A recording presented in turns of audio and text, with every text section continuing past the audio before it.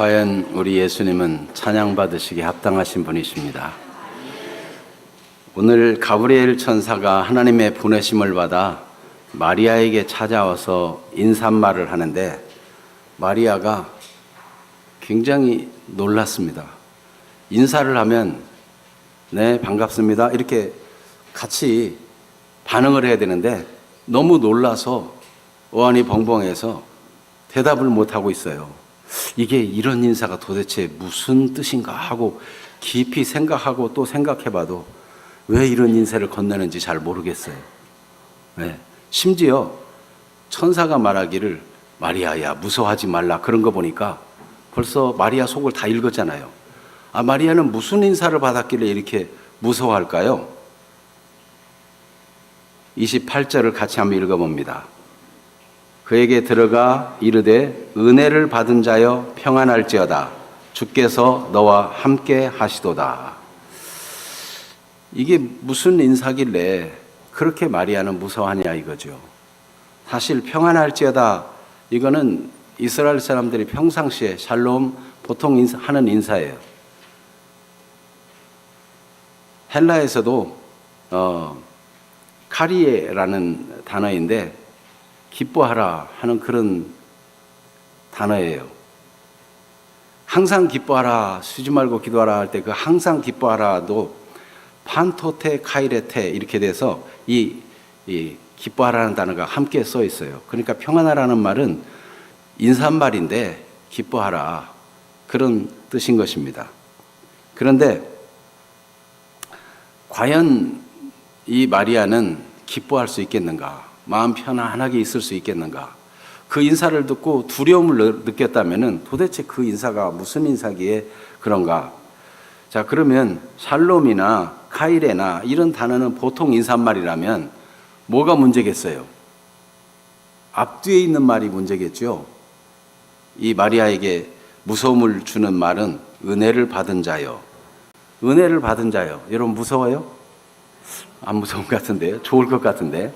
그렇죠? 또 주께서 너와 함께 하시도다. 무서워요? 안 무서운 것 같죠? 여러분은 강심장이에요. 마리아는 이걸 깊이 생각하면 할수록 너무 무서운 거예요. 왜냐하면 은혜를 받은 자요. 누구에게 은혜를 주시는가? 노아 때를 보면 창세기 6장 8절에 그 당시에 사람들이 너무 죄가 많아가지고 심판을 해야만 할 때였어요. 그러나 노아는 여호와께 은혜를 입었더라. 노아는 여호와께 은혜를 입어가지고 하나님이 일을 맡기는데 사람들에게 다 따돌림 받고 조롱받고 멀쩡한 날에 배를 지으면서 세상이 홍수로 심판받는다. 비가 많이 내릴 거다. 배를 짓고는 이 배로 들어와야 산다. 이러니까 사람마다 좋아해요? 환영하겠어요? 정말 고마운 일인데도 비웃고 조롱하고 아무도 노아 편에 서려고 하지 않아요. 단지 노아의 식구들만 노아 포함해서 8명이 그 배에 들어갔을 뿐이에요. 은혜를 받았다는 거는요, 그만큼 세상에서 배척을 받을 수 있는 거고 사람들이 싫어할 수 있는 거예요. 또 함께 하시도다. 여러분, 이 마리아는 주님께서 천사를 보내서 너와 함께 한다 하는 말을 무섭게 생각한 것은 이 전례가 있어요. 전례. 네. 하나님께서 야곱에게 나타나가지고 저 바담 아람으로 가는 야곱에게 나타나서 사닥다리가 하늘 꼭대기까지 다 있고 거기서 하늘에서 음성이 들리잖아요. 내가 너와 함께하여 너를 지키며 어디로 가든지 너를 돌보고 이곳으로 돌아오게 하겠다. 야곱에게 함께하겠다고 그랬는데 야곱의 생애가 만만치 않아요. 기드온의 경우는 어떻습니까? 기드온은 사사기 6장 12절에 보니까 외국 연합군에 의해서 그 나라가 거의 초토화되고 어려운 지경이에요. 포도주 틀에 몰래 숨어서 타작해서 이 적군들 몰래 뭐 좀 수확물을 거두려고 하는데 하나님의 천사가 나타나서 뭐라고 말합니까? 사사기 6장 12절에 보면 큰 용사여 여호와께서 너와 함께 하시도다. 대뜸 반박했어요. 하나님이 함께 하신다면은 우리나라가 왜 이렇게 어려움을 당해야 됩니까? 지금 온 땅이 황폐되고 연합군에 서 수탈당하고 나라는 지금 망하기 직전입니다. 하나님이 함께 하시다니요. 그런데 하나님이 함께 한다고 말해준 천사는 무엇을 요구하는가 하면 네가 이 나라를 구원하라. 나는 우리 집안에서도 제일 쫄장부 같은 존재인데 어떻게 이 나라를 구원합니까? 하나님은요, 메뚜기처럼 많은 군대, 연합군대를 단지 300명을 데리고 가서 그들을 물리치고 나라를 구원하라는 일을 시켰어요. 마리아가 이런 인사를 받았을 때 여러분처럼 간이 크거나 아무것도 몰라가지고 그냥 좋다고 생각했을지 몰라도 마리아는 이게 지금 무슨 의미인가, 이게 지금 얼마나 부담스러운 말씀을 하시려고 이런 말씀을 하시나 무섭기까지 했어요. 여러분, 당신은 나의 동반자, 하나님이 보낸 천사, 당신은 너무 멋있어, 나의 수호자야, 이런 얘기를 평상시 부부간에 하고 지냈다면은 별 문제가 아닐 텐데 어느 날 아내가 갑자기 당신은 나의 수호자, 당신은 나의 천사, 당신은 나의 힘이야, 이러면은 무서운 거예요. 아니, 아내가 지금 뭘 요구하려고 이런 말을 하지? 뭐가 필요한데? 뭐야? 말해봐. 그만하고 말해봐. 무서워요, 무서워. 여러분, 지금 마리아는 무서워. 마리아의 지금 천사가 말씀을 전해줄 때 마리아의 형편이 어떠했던가를 알면은 마리아는 정말 무서울 만한 거예요. 마리아의 현실은요, 그는 시골 사람, 갈릴리에서 나사렛 사람이에요. 나사렛이라는 동네를 이야기하면 못 알아들어요. 그래서 갈릴리 지역에 있는 나사렛이다. 나사렛은 남쪽만 열려 있고 동서 북이 다 산으로 둘러싸인 그런 동네, 가난한 동네. 그 동네에서 자라가지고 그 동네에서 남편감을 만났는데 약혼을 했어요. 아무리 생각해봐도 이 천사가 왜 나타났는지, 왜 이런 인사를 하는지 이해가 안 되니까 더욱 무서운 거예요. 거기다가 천사가 전해준 소식은 하나님 편에서 너에게 은혜를 주신 거니까 너는 기뻐하라는 것입니다. 그리고 무서워하지 말라는 거예요. 그 내용을 들어보니까 네가 잉태하게 된다는 겁니다. 아니, 지금 약혼자가 있는데 잉태한다는 것은 이거 정말 무서운 얘기거든요. 이스라엘 백성들은 이 중동 지방에 약혼을 하고 1년 동안 숙려 기간을 둡니다. 왜냐하면 결혼한 이 여자가 순결한 여자인지 뭐 혹시 못된 짓을 했는지 1년 동안 다 드러난 다음에 아무 이상이 없으면 결혼식을 하는 거예요. 그러니까 아무리 서로 좋아도 남편은 이 1년 동안, 약혼한 기간 동안에 아이를 갖게 하면 안 돼요. 그러면은 자기가 사랑하는 사람이 죽을 수 있어요. 부정한 여인으로 드러나가지고. 그러니까 이때는 이 약혼 기간 동안에는 절대로 합방을 하지 않고 보호해 주는 것이 사랑이고 마땅한 예의인 것입니다. 그런데 남편도 모르는 채로 내가 임신을 한다? 너무 무서운 얘기예요. 이런 일이 절대로 있어서는 안 되는 거죠. 마리아에게 있어서는. 그래서 나는 사내도 알지 못하는데 어떻게 아이를 가질 수 있느냐고 그랬더니 성령이 임하시고 하나님의 능력으로 잉태하게 되고 아들을 낳게 된다고 얘기합니다. 뒷말은 잘 들리지도 않아요. 아니, 하나님의 능력으로 잉태한다? 그러면 더 문제 아니에요? 아니, 어떤 인간이 나를 잉태하게 했다면 저 인간 때문입니다라고라도 말할 수 있는데 하나님 때문에 내가 잉태했다 증명할 수가 없는 거예요. 누구한테 설명하겠어요? 그런 궁색한 변명이라고 사람들에게 오해를 받고 문매를 맞고 아마 부모가 먼저 돌을 들어 칠지도 몰라요. 마리아에게는 천사가 전해준 소식이 반가운 소식일 수가 없어요. 절대로 약혼한 이 기간에 임신해서는 안 되는 것이고 하나님으로부터 잉태했다면 도무지 변명도 안 되고 설명도 안 되는 일일 뿐만 아니라 마리아에게 지금 천사가 나타났을 때는 약혼자 남편 요셉이 있을 때 나타났을까요? 아니면 부모님이 함께 있을 때 나타났을까요? 그것도 아니거든요. 그러면 임신을 해가지고 약혼자 남편에게 설명을 할 수 있어요? 가문을 수치스럽게 만든다 해서 약혼하고 결혼하기 전에 만약 임신한 사실이 드러나면 부모가 먼저 돌을 틀어 징계를 하고 죽일 수 있어요. 부모님에게 무슨 설명할 수 있어요? 방법이 없는 거예요. 그러니까 천사가 전해주는 소식은 너무 무서운 소식이었고, 만약에 그걸 감내해야 된다면 혼자 그 짐을 지고 혼자 소가리를 해야 되는 일이에요. 천사가 전해준 인사와 구체적인 내용은 도무지 마리아에게는 기쁜 소식이 아니고 평안한 소식이 아니었습니다. 하나님이 오늘 축복의 소식을 가져와도, 하나님이 우리를 잘 되게 하기 위해서 기회를 준다 해도 우리가 자기중심적으로 생각하고 자기 형편에 맞게 자꾸 생각하면은 하나님이 주신 소식이 기쁜 소식이 아니고 저주가 될 수 있고, 오히려 마음이 무겁고 불안하게 되는 일이 일어날 수 있습니다. 그것은 근시안적인 안목을 가지고 있기 때문인 것입니다. 하나님께서 이 천사를 보내어가지고 마리아를 죽게 하고 싶어서 무사람들의 문매를 막고 돌을 맞게 하기 위해서 천사를 보내어 이 소식을 전해주겠어요? 그럴 리가 없죠. 마리아는 아무리 생각하고 깊이 생각하고, 여기 생각했다는 이 단어가 아주 골똘하게 깊이 상고했다는 뜻이에요. 아무리 생각해도 육신적인 생각으로는 답이 안 나오는 겁니다.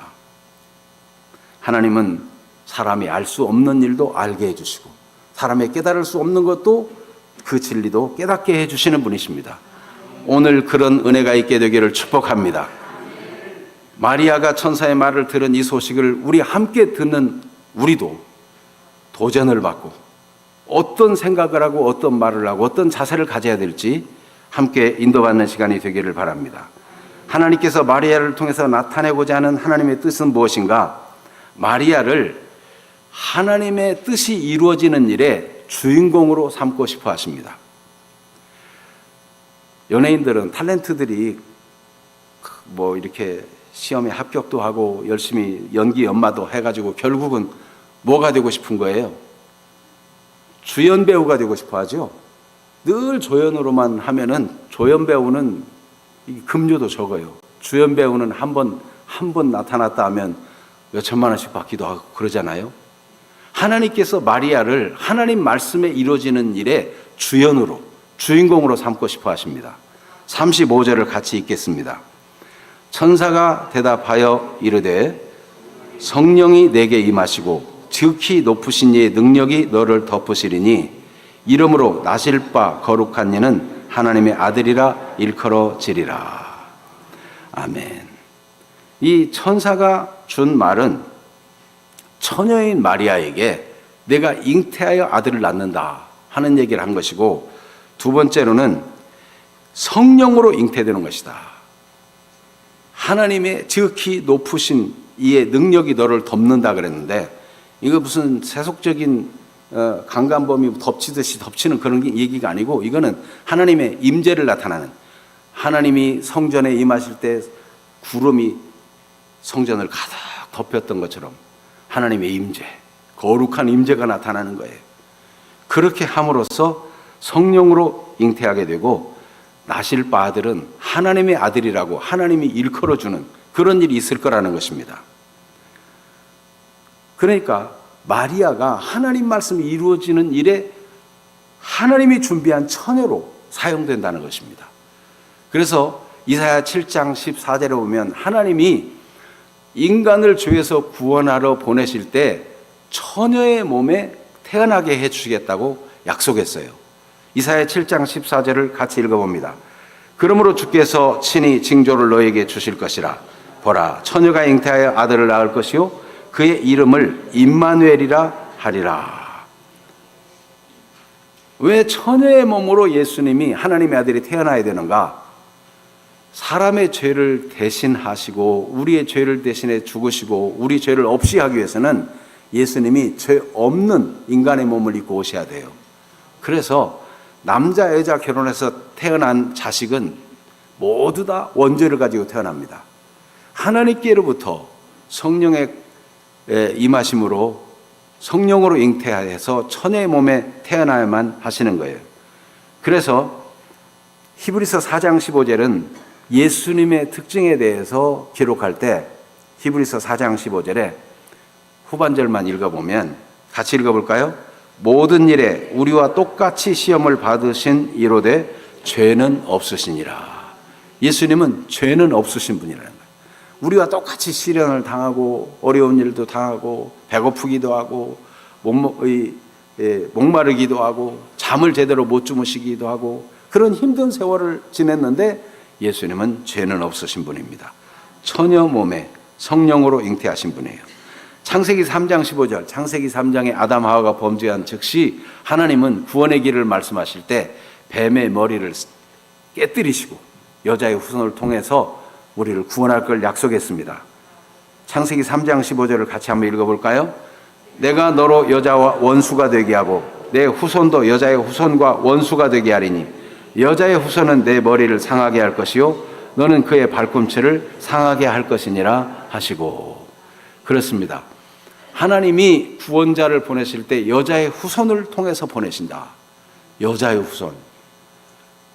남자가 씨를 주지 않은 여자의 후손, 성령으로 잉태된 자 예수 그리스도가 바로 여자의 후손이고 원수 뱀 사탄 마귀 큰 용 붉은 용이라고 요한계시록 기록된 그 사탄의 머리를 깨뜨리시고 우리를 죄에서 사망에서 저주의 권세에서 건져주시는 분으로 예수 그리스도가 이 땅에 오시는 것입니다. 바로 이 일이 이루어지기 위해서 처녀 마리아를 사용하시겠다는 거예요. 역사 속에 많은 처녀들이 있어 왔지만 오직 마리아만이 예수 그리스도를 잉태하는 주인공이 되는 거예요. 이게 얼마나 영광스러운 일이고 복된 일이겠습니까? 자기중심적으로 생각하면 나는 이것을 어떻게 해명해? 나 이러다 죽는 거 아니야? 이렇게 생각하겠지만 전능하신 하나님이 너를 선택하고 지명하였고 내가 너를 보호하고 아이를 낳게 만들어주겠다 하는 것입니다. 그래서 예수님을 하나님의 아들이라 하나님이 직접 일컬어 주십니다. 세례 요한에게 세례 받을 때 누가복음 3장 22절 뒷부분만 읽겠습니다. 하늘로부터 소리가 나기를 너는 내 사랑하는 아들이라 내가 너를 기뻐하노라. 하나님이 직접 너는 내 사랑하는 아들이라 너를 기뻐하노라라고 일컬어 주셨어요. 바로 이런 일이 이루어지도록 하나님이 마리아를 선택하시고 마리아를 사용하시겠다는 거예요. 그러니까 육신적으로는 아무리 인간적으로는 생각하고 자기 경험을 다 동원하고 이유를 어떻게 해결할까 해결할 방법이 없어도 하나님이 이 마리아를 하나님 말씀이 이루어지는 주인공으로 삼으시겠다는 것입니다. 마리아에게 뿐만이 아니고 오늘 말씀 듣는 우리도 하나님의 말씀을 믿음으로 받으면 하나님의 말씀이 이루어지는 일에 주인공으로 사용하고자 하신다는 소식을 알려드립니다. 이것은 시대를 초월해서 모든 믿는 자에게 주시는 하나님의 약속입니다. 예수님 자신도 하나님의 말씀에 언제나 아멘만 드셨어요. 그래서 하나님께서 십자가를 치라 해도 아멘 하고 받아들이니까 예수님은 하나님께서 모든 이름에 뛰어난 이름을 주시고 모든 무릎이 그 앞에 경배하도록 하늘에 있는 자들과 땅에 있는 자들과 땅 아래에 있는 자들 모든 권세 모든 영적 존재까지 포함해서 다 예수의 이름에 굴복하도록 예수님을 만왕의 왕이요 만주의 주요 존귀와 찬송과 영광을 세세무궁토록 받으실 이로 하나님이 그리스도를 높여주셨어요. 오늘도 그와 같이 하나님의 말씀을 믿고 순종하는 자는 하나님의 말씀을 경험하는 주인공이 될 것입니다. 그렇게 되기를 축복합니다. 마리아에게 천사가 준 이 말씀은 세상을 구원할 약속된 그리스도를 밝히 알게 해주시기를 원하는 뜻이 있는 것입니다. 그래서 누구에게도 다 이렇게까지 설명해 준 적이 없는데 마리아에게 네가 낳게 될 이 예수는 이름을 예수라라고 지으라고도 말씀하시고 이 예수는 어떤 분인가를 알려주셨어요. 그래서 아들을 낳으리니 그 이름을 예수라 31절에, 그리고 32절과 33절을 같이 읽어봅니다. 그가 큰 자가 되고 지극히 높으신 이의 아들이라 일컬어질 것이요 주 하나님께서 그 조상 다윗의 왕위를 그에게 주시리니 영원히 야곱의 집을 왕으로 다스릴 것이며 그 나라가 무궁하리라 말씀하십니다. 마리아는 은혜를 받았고 선택을 받았고 하나님이 함께한다는 확실한 증거를 얻었으니까 기뻐하고 환영하고 하나님을 찬송함이 마땅합니다. 사실 마리아가 낳게 될 그 아들은 지극히 큰 자라 그랬어요. 지극히 큰 자가 되고, 이 말을 잘못 읽으면 안 돼요. 예수님은 원래 형편없었는데 자라가면서 훌륭한 사람이 됐다, 그런 뜻이 아니에요. 예수님은 지극히 큰 자입니다. 천지를 창조하신 하나님의 아들이고 사람의 몸으로 잉태해서 아기로 태어나지만 사람의 성장 과정을 다 겪지만, 그러나 예수님은 하나님과 동등된 분이시고 그가 근본적으로 위대하신 분이에요. 전능하신 분이시고 크신 분이에요. 그 그리스도, 그는 다윗의 왕위를 주어 영원한 왕이 되게 해주신다는 거예요. 여러분, 이것은 마리아가 들을 때 무슨 의미인지를 알게 돼요. 여러분, 다윗의 왕위를 잇는다. 사무엘하 7장 13절 이하에 보면 하나님께서 다윗에게 내 왕위를 영원토록 계속되게 하겠다라고 말씀하시고 후손에게 계속 이어지고 마침내 그 후손 중에서 그리스도가 날 것을 말씀하는 거예요. 다윗의 언약, 다윗에게 왕위가 영원히 지속된다는 것은 다윗의 후손 중에 그리스도가 온다는 거예요. 메시아가 온다는 거예요. 그래서 예수님의 계보를 기록한 마태복음 1장 1절이 이렇게 기록되어 있죠. 아브라함과 다윗의 후손 예수 그리스도의 계보라. 예수는 그리스도요, 메시아요, 하나님이 인류를 구원할 자로 보내시는 진정한 왕, 영원한 왕이라는 것을 누구보다도 먼저 마리아에게 알게 해주셨어요. 그리고 그 왕위가 영원 무궁하도록 영원히 야곱의 집을 왕으로 다스릴 것이며, 여기 야곱의 집을 왕으로 다스린다는 뜻은 택하신 사람들의 왕이 되어주신다는 뜻이에요. 네.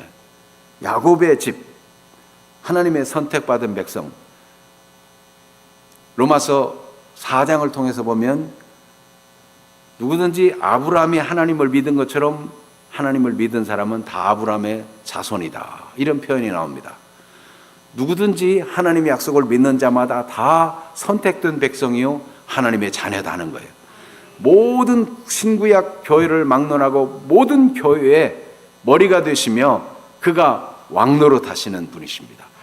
그리스도가 왕노릇 한다는 뜻은 무슨 뜻인가 하면, 못된 로마 열 황제가 백성들을 압제하고 박해하고, 네로 황제는 자기가 로마시를 불지르고 그리스도인이 그랬다고 핑계대고 학대하는 그런 왕 말고 진짜 왕, 참된 왕, 하나님이 우리에게 왕노릇 하신다, 그리스도가 우리에게 왕노릇 한다는 것은 우리를 보호하고 우리를 지켜주고 우리의 필요를 공급해주고 언제나 우리를 돌보시는 그런 왕, 그런 왕노릇 하신다는 거예요. 그리고 그 왕위는, 그 나라는 무궁하리라, 하나님의 통치가 영원 무궁할 것이라고 마리아에게 알게 해주셨어요. 그러니까 이게 얼마나 귀한 일입니까? 마리아가 그리스도를 밝히 아는데 자기 몸에 잉태하고 출산하고 성장 과정에 하나님이 그와 함께 하시는 걸 보며, 그리고 그가 자라나 하나님이 맡기신 그리스도의 사역을 할 때 이미 그가 태어나기 전부터 알려준 이 사실이 확인되고 더 확인되고 알게 되고 더욱 알게 되는 것입니다. 그러니까 천사가 전해준 소식은 기쁜 소식일 수밖에 없는 것입니다. 여러분, 하나님께서는 오늘도 우리에게 그리스도를 더 밝히 알게 해주고 싶어 하십니다. 예배 때마다 주님을 더 알게 해주시고, 이것이 단순히 지식적이 아니고 마리아가 아멘 하고 말씀대로 이루어지다 받아들이니까, 이 말씀에 순종하니까 그가 경험적으로 알게 되고 삶으로 알게 되었어요. 여러분, 우리가 그리스도를 말씀을 믿고 순종함으로 정말 예수님은 그리스도십니다. 하나님은 과연 전능하신 하나님이십니다. 하나님은 나를 사랑하시고 나를 지키시는 분입니다. 이거가 이론이 아니고 사실이 되고 경험이 되도록 그리스도를 알아가는 사람, 하나님을 알아가는 사람이 되도록 우리를 인도하기를 원하십니다. 그래서 여러분, 말씀을 받을 때마다 하나님은 하나님을 체험시켜 주려고, 하나님이 어떤 분인지, 그리스도가 어떤 분인지 알게 해주려고 하신다. 이거를 생각하면은 얼마나 기쁘고 감사한 일인지 몰라요. 여러분, 그렇게 말씀을 받는 분들이 되시기를 축복합니다. 마리아가 그렇게 받았어요. 세 번째로, 마리아에게 천사가 예수님의 태어남에 대해서 알게 해준 것은 하나님의 모든 말씀은 능하지 못하심이 없다는 것을 알게 해주고 믿게 해주고, 그것을 실제로 경험해가지고 이 놀라운 사실을 전하며 사는 사람이 되게 만들어주고 싶은 거예요. 여러분, 하나님의 말씀은 단순히 관념이 아닙니다. 단순한 사상이 아닙니다. 실제가 되는 거예요. 하나님의 모든 말씀은 능하지 못하심이, 능치 못함이 없다는 것을 경험시켜 주려고.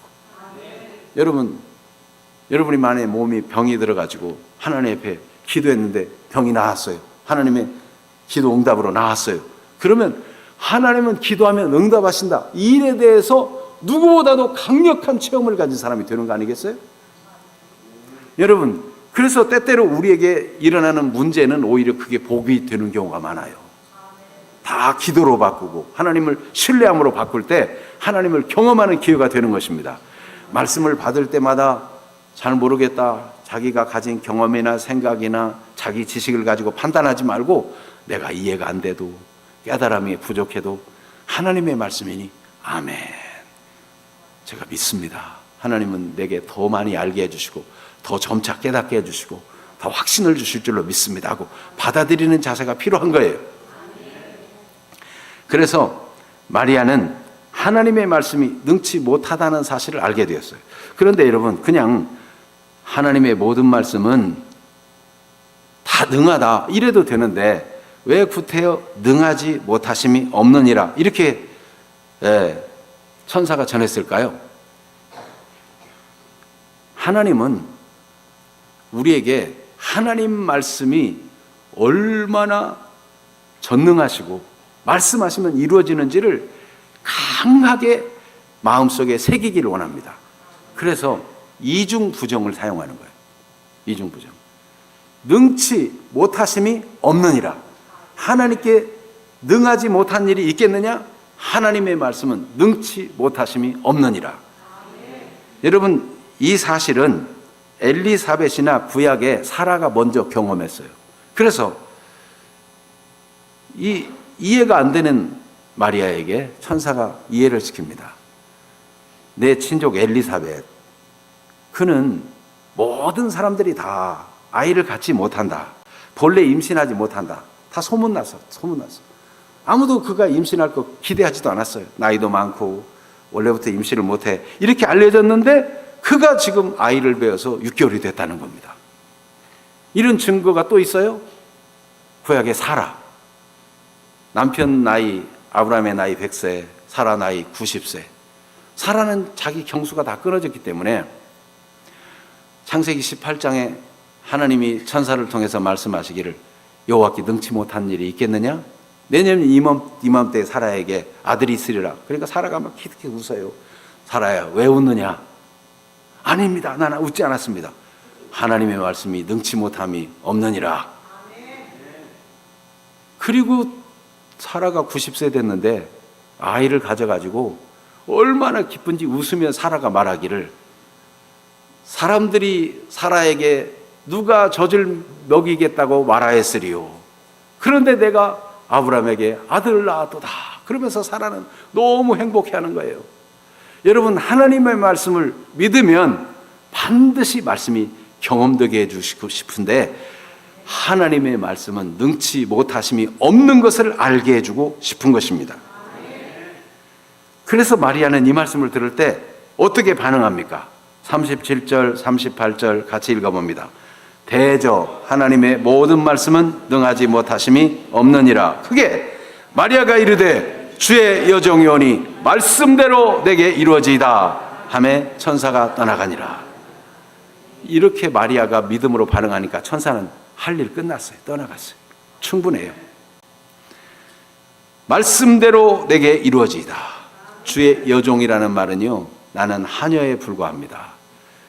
절대적인 주인 앞에 나는 하녀에 불과합니다. 그러니 내가 무슨 거부를 할 수 있겠습니까?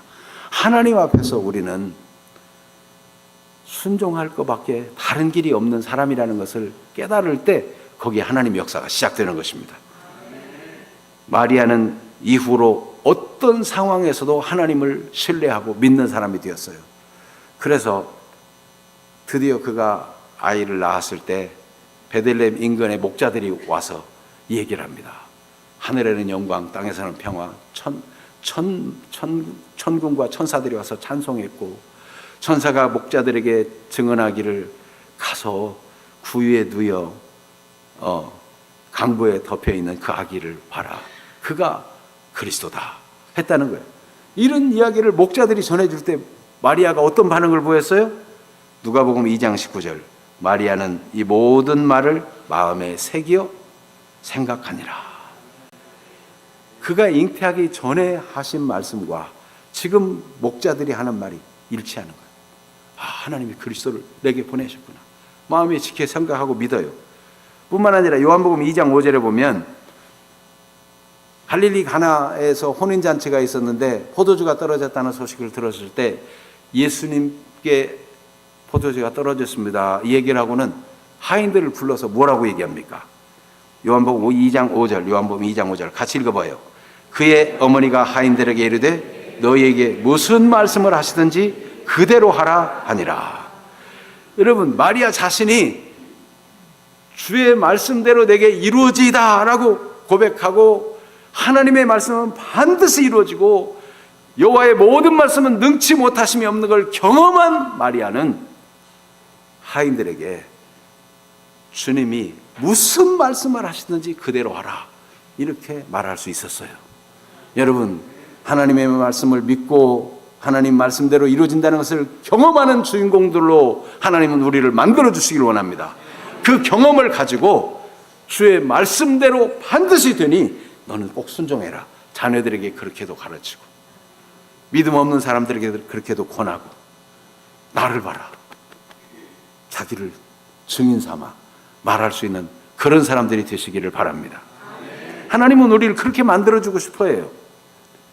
그래서 마리아는 예수님이 십자가에서 얼마나 처절히 죽는 걸 다 봤어요. 그 무덤에 장사 지낸 바 되고 죽은 지 사흘 만에 다시 일어나셔서 부활해서 40일 동안 사심을 나타내 보이시다가 하늘로 승천하셨는데, 승천하기 전에 예수님이 하신 말씀이 너희는 예루살렘을 떠나지 말고 아버지 약속하신 것 곧 성령을 기다리라. 몇 날이 못 되어 너에게 성령이, 약속하신 성령이 오시리라는 말씀을 했어요. 예수님을 따르던 사람들이 얼마나 많았습니까? 마리아는 예수님 십자가 돌아가실 때 얼마나 가슴이 찢겨지고 괴로웠겠어요. 그런데 마리아는 예수님의 말씀을 기억하고 주님의 모든 말씀은 능치 못하심이 없고 반드시 이루어진다는 걸 믿기 때문에 그는 오순절 다락방 120명이 모였을 때 그가 거기 같이 기도하고 있었어요. 성경은 이걸 절대로 놓치지 않고 기록하고 있습니다. 사도행전 1장 14절 같이 읽어봅니다. 여자들과 예수의 어머니 마리아와 예수의 아우들과 더불어 마음을 같이하여 오로지 기도에 힘써더라. 그렇게 하나님의 모든 말씀은 반드시 이루어진다, 능치 못함이 없다, 이것을 믿은 마리아는 오순절에 성령의 충만함을 경험해서 확실하게 예수 그리스도를 증언하는 증인이 된 것입니다. 여러분, 하나님의 말씀을 가벼이 받는 사람이 없기를 바랍니다. 말씀을 들으면서 계산해 봐가지고, 이러면 내가 예수 믿는 거 편하면 직장에서 나를 싫어할 텐데 주님 말씀대로 순종하면 내가 이렇게 해서 무슨 사업이 되겠는가, 하나님 말씀대로 다 주일 성수하면서 하나님 앞에 11조 내면서 당장 돈이 빌 텐데, 이런 계산하면은 하나님 말씀을 순종하기 어려워요. 여러분, 근시안적인 사고를 가지고 당장의 일만 바라보는 사람은 하나님의 큰 축복의 기회를 붙잡을 수가 없어요. 그러나 하나님 말씀대로 믿고 나는 이해가 안 돼도 아직 경험이 없어도 주님의 말씀을 듣고 설득을 당하고, 아, 그렇구나. 아, 정말 놀라운 일이다. 나는 아직 경험하지 못했어도 어떻게 아이를 임신하지 못한다고 동네방네 소문 다 나고 나이가 그 많은 엘리사벳이 임신을 할 수 있었을까? 이럴 수 있어요, 마리아가. 아니, 천사님, 가브리엘 천사님, 생각해 보세요. 아예 사내하고 한 번도 자보지 못한 사람이 아기를 낳는 거하고, 그래도 나이가 많아도 남편이 있는 사람하고 그건 다르잖아요. 아무리 나이가 많아도 남편이 있으니까 아이를 갖겠지요. 이렇게 반박할 수도 있는데 마리아는 반박하지 않고 주의 말씀대로 내게 이루어지이다. 주의 말씀은 능치 못하다는 말을 그냥 믿음으로 받아들였어요. 여러분, 하나님의 말씀을 대할 때마다 믿음으로 반응하는 사람들이 되고 순종하는 사람들이 되기를 축복합니다. 그러면 정말 기뻐하는 사람이 될 수밖에 없어요. 이 성탄절의 특징은 기뻐하라는 거예요. 기뻐하라. 여러분, 마리아만 은혜를 받았습니까? 하나님이 보내신 예수 그리스도는 우리 죄를 위해 십자가에 달려 돌아가시고 죽음을 이기고 다시 살아나서 우리가 그리스도와 함께 죽고 그리스도와 함께 사함바가 되어 그리스도와 연합한 자가 되었어요. 그래서 죄가 우리를 주장하지 못하게 하시고 마귀와 저주가 우리를 함부로 손대지 못하도록 승리하는 자가 되게 하셨어요. 하나님께서는 우리에게 말씀을 주실 때 감당하지 못할 것을 주지 않아요. 고린도전서 10장 13절 같이 암송해 봅시다. 사람이 감당할 시험 밖에는 너희가 당한 것이 없나니 오직 하나님은 미쁘사 사람이 감당하지 못할 시험 당함을 허락하지 아니하시고 시험 당할 쯤에 또한 피할 길을 내사 너희로 능히 감당하게 하시느니라. 고린도전서 10장 13절이잖아요. 네? 우리는 반드시 은혜 받은 자로서 승리하며 살 수밖에 없어요. 요한일서 5장 4절 5절 무릇 하나님께로부터 난 자마다 세상을 이기느니라. 세상을 이기는 승리는 이것이니 우리의 믿음이니라. 예수께서 하나님의 아들이심을 믿는 자가 아니면 세상을 이기는 자가 누구냐? 예수님이 그리스도라고 믿는 사람은 은혜 받은 사람이고 세상을 이기는 사람이에요.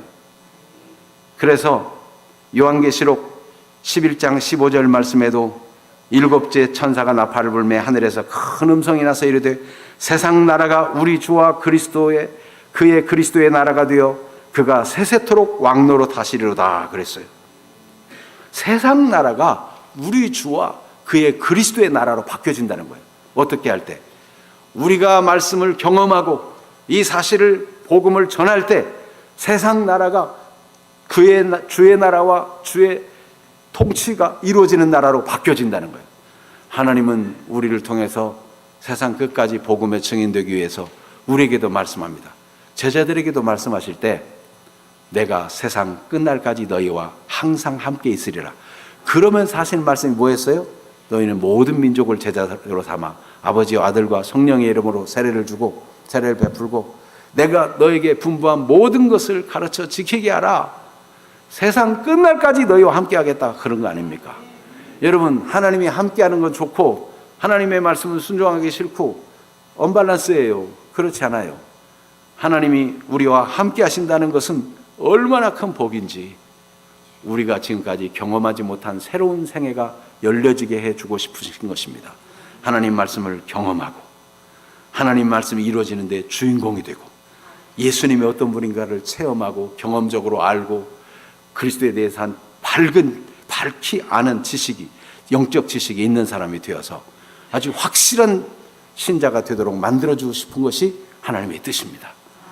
비리비리한 신자, 하나님도 알지 못하고 어떤 사람이 이렇다면 이런가, 어떤 사람이 저렇다면 저런가, 중심도 없는 그런 신자가 아니고 심지가 견고한 사람, 평강 위에 평강을 더해주는 사람, 하나님이 얼마든지 복을 주시고 더 줄 수 있는 그런 사람이 되게 만들어주고 싶어 하십니다. 여러분, 하나님 말씀을 듣고 지키는 자는 어떤 자와 같다 그랬어요? 반석 위에 집을 지은 사람과 같다 그랬어요. 하나님은 우리를 그렇게 견고한 사람이 만들어주고 싶어 만드는 그런 사람으로 만들어주고 싶은 것입니다. 그래서 은혜를 받은 자여 기뻐하라 하고 마리아에게 말씀하신 것처럼 오늘 은혜 받은 여러분 기뻐하시기를 바랍니다. 하나님 우리도 그렇게 쓰기를 원하십니다. 옆 사람에게 인사합시다. 은혜 받으신 분이여 기뻐하십시오. 은혜 받으신 분이여 기뻐하십시오. 하나님이 사랑하십니다. 아멘. 주님께서 함께 하십니다. 아멘. 기도하겠습니다. 우리 기도하기 전에 찬송 117장 만 백성 기뻐하여라. 우리가 정말 기뻐할 사람 중에 하나예요. 우리가 기쁨이 충만하고 하나님이 함께하는 증거가 더하고 그리스도를 밝게 할 때 우리는 만 백성에게 기뻐하라고 소식을 전할 수 있어요. 만 백성 기뻐하여라. 하늘의 평화가 저 마귀 권세 이기고 우리를 구했네. 구세주 탄생하심을 다 함께 기리세. 오 기쁘다 반가운 소식. 주 오신 소식이 기쁜 소식이고 반가운 소식이에요. 땅 위에 평화 내려 주시네. 우리 찬송하겠습니다. 이 찬송하고 말씀을 생각하면서 말씀이 우리 안에 이루어지도록, 우리가 하나님의 말씀이 이루어지는 일의 주인공이 되도록, 우리가 주님을 경험적으로 알고 더 깊이 알고 이 일의 확실한 증인으로 살아가도록, 그렇게 되면 빛과 되고 빛이 되고 소금이 되는 삶을 살 수 있습니다. 그런 은혜를 사모하면서 오늘 이 찬양으로 하나님께 영광 돌리고 기도하도록 하겠습니다.